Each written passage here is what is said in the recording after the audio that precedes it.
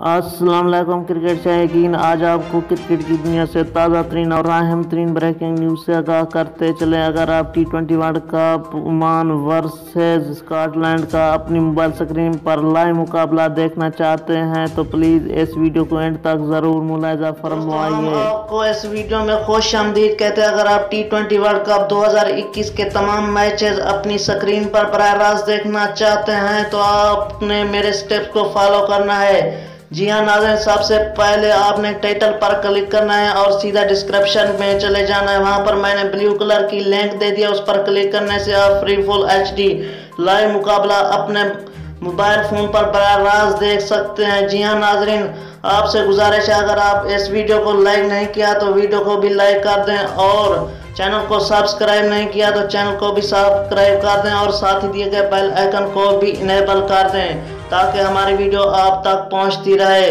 और comment box में प्यारा सा लाइक भी लिख दें। Thanks for watching.